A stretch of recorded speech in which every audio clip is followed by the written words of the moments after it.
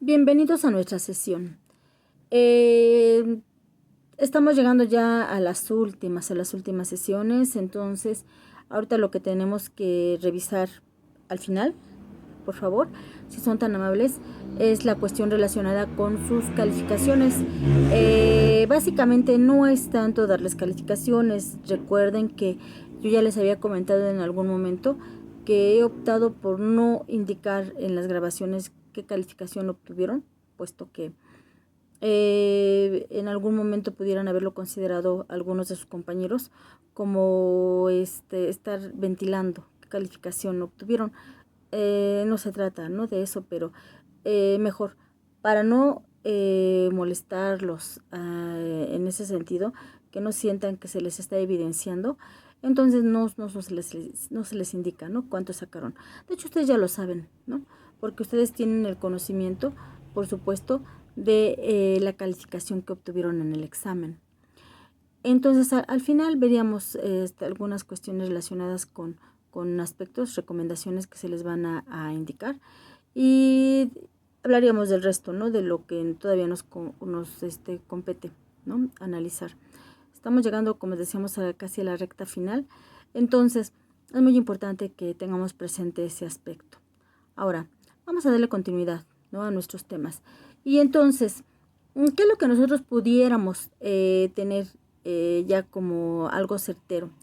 La cuestión relacionada con los delitos que vimos en la clase pasada. A lo mejor ya no es como al inicio, que sí íbamos indicando punto por punto todo lo que íbamos viendo de cada uno de los delitos. Ahora ya se hablan de forma general y ahí ya se incluye lo que se nos pide en el programa. En algún momento pudiéramos decir, lo que nos falta es lo relativo a los delitos, los elementos de los delitos, pero eso lo quiero dejar al final. Así como al inicio dimos nuestros aspectos generales, ¿no?, de los delitos especiales, bueno, al final, recapitular, en la última de las sesiones, vamos a recapitular en relación a los elementos en general.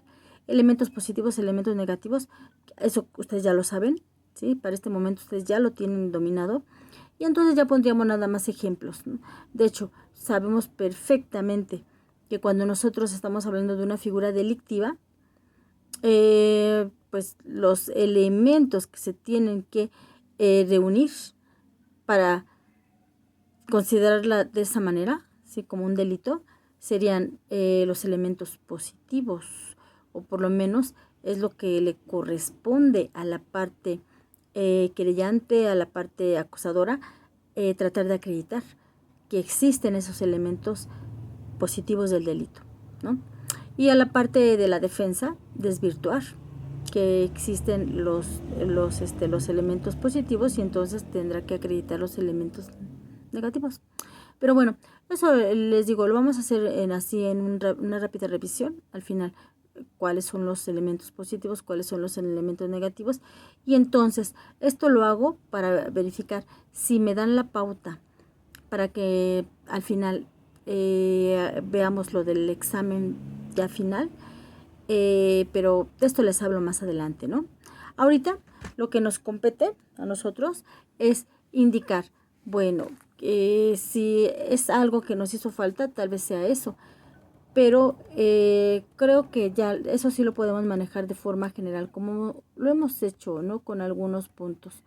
En este caso, el tema que nos ocupará, que vamos a iniciar en este momento, son delitos que están contemplados en la Ley General de Salud, ¿ok? Y entonces, diríamos, delitos contra la salud, ¿ok? Y entonces, primero, vamos a especificar algunos aspectos generales de estos delitos contra la salud, o delitos que se contemplan en la Ley General de Salud, que en este caso serían 3 tipos de delitos, ¿ok? Obviamente, si estamos hablando nosotros de esos 3 tipos, uno de ellos sería el narcotráfico, el otro delito sería contra los derechos reproductivos, por ejemplo, ¿no? El otro delito sería el de peligro de contagio, ¿ok? que son los 3 delitos que vamos nosotros a tratar de analizar a grandes rasgos. Y por lo tanto, así tendremos que hacer alusión a la legislación que es aplicable. 2 legislaciones, que en este caso será la Ley General de Salud, que también establece una regulación, una sanción, y la otra, el Código Penal, ¿verdad? Entonces, pero antes de pasar a ese punto, tendríamos nosotros que establecer a qué se refieren los delitos contra la salud, ¿sí? Y entonces tendríamos que asumir este aspecto bien importante. Los delitos contra la salud van a hacer referencia a un conjunto de acciones ilícitas que tienen el potencial de causar daño a la salud física o mental de las personas. Esas acciones, por supuesto, pueden estar o suelen estar reguladas por leyes penales y, por supuesto, como ya les había indicado, la regulación que establece la misma Ley General de Salud. ¿Okay? Entonces, cuando hablamos nosotros de este tipo de delitos, sí sería muy conveniente que veamos la definición que nos da la legislación penal, y entonces establece que los delitos contra la salud van a ser acciones ilegales que ponen en peligro la vida o la salud de las personas. Esos delitos están sujetos a castigo, por supuesto, y pueden incluir actividades como el tráfico de drogas, la contaminación intencionada de alimentos, etcétera. Nosotros no vamos a ver esa contaminación intencionada de alimentos, porque los 3 que vamos a manejar, que se establecen en un momento determinado de una manera más general en la Ley General de Salud, serán los que ya habíamos mencionado, ¿no? Pero será más adelante. Entonces, sí, los delitos contra la salud pueden incluir la fabricación o la distribución de productos peligrosos para la salud, la promoción de sustancias ilegales, la negligencia médica grave, la propagación de enfermedades contagiosas de manera intencionada y otras acciones que por supuesto van a amenazar la salud de la población. Ahí tenemos nosotros los delitos contra la salud, ¿no? A grandes rasgos. La comisión de estos delitos tiene graves implicaciones para la sociedad, porque obviamente está poniendo en peligro la salud, la vida de las personas, y esto puede llevar, por supuesto, inclusive a la propagación de enfermedades. ¿Por qué no? A la generación de una pandemia, ¿no?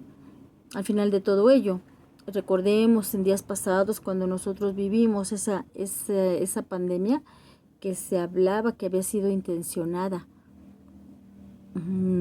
Jamás, ¿verdad? Jamás se tuvo el conocimiento o la certeza que efectivamente había sido intencionada para mermar a la población. Tampoco podemos afirmar que no sea así.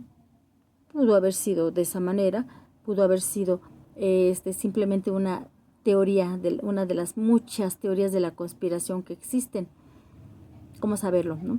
Al final de cuentas, los que saben no lo van a indicar, ¿no?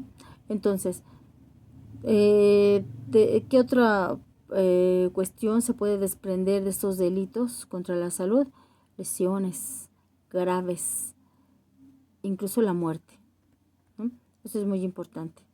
Entonces, veamos nosotros cómo sin querer llegamos a un punto en el que de verdad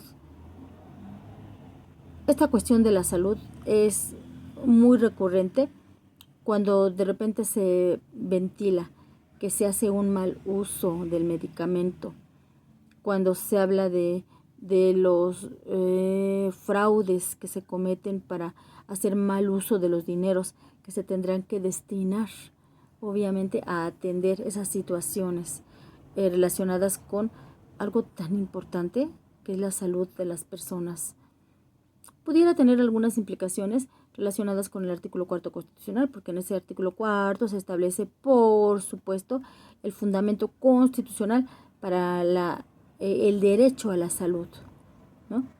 Entonces, sí, nosotros tendríamos que especificar que efectivamente, si estamos en un momento dado, ¿no?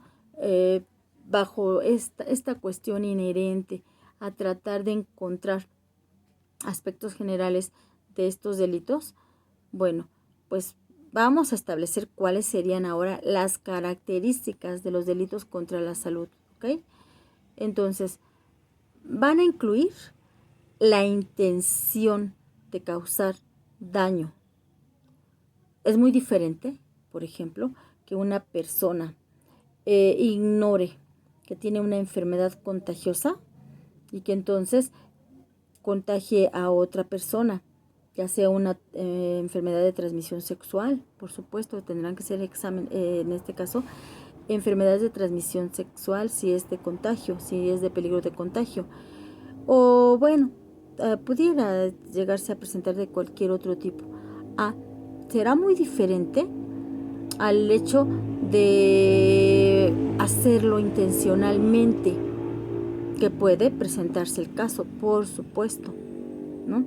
Entonces, sí, las características de estos delitos, ¿sí? En alguna medida, por supuesto, van a incluir la intención de causar el daño a la salud de otras personas, pero también van a incluir, por supuesto, la violación de leyes, la violación de regulaciones de salud. Todo depende del tipo de delito del que se trata, ¿estamos de acuerdo? Y entonces en esa medida, nada más nosotros lo que tendríamos que establecer es esto, si se trata de un delito de contagio o un delito relacionado con el narcotráfico o un delito en donde el bien jurídico que se está tutelando sea ese derecho a la reproducción, ¿no? Entonces, tendríamos nosotros que ver la responsabilidad legal que se va a derivar de las consecuencias, por supuesto, de cometer esas acciones. Entonces, sí, las consecuencias legales de cometer delitos contra la salud pueden incluir, por supuesto, como sanciones, penas de carácter pecuniario, ¿ok? ¿Sí? Pero también, por supuesto, penas de carácter corporal, que no son otra cosa que el encarcelamiento. ¿Por qué no? La revocación de licencias profesionales en relación a los médicos, ¿verdad? A todos los profesionales de la salud. Desde luego, las penas van a variar según la gravedad del delito. Y entonces, nosotros tendríamos que ir analizando que de acuerdo, para efecto de formalizar esto que ya les había indicado, del título séptimo de nuestro Código Penal Federal, ¿sí?, que va a regular lo relativo a los delitos contra la salud, se va a tener precisamente la clasificación que nosotros habíamos mencionado, ¿no? Obviamente, empezaríamos con la primera,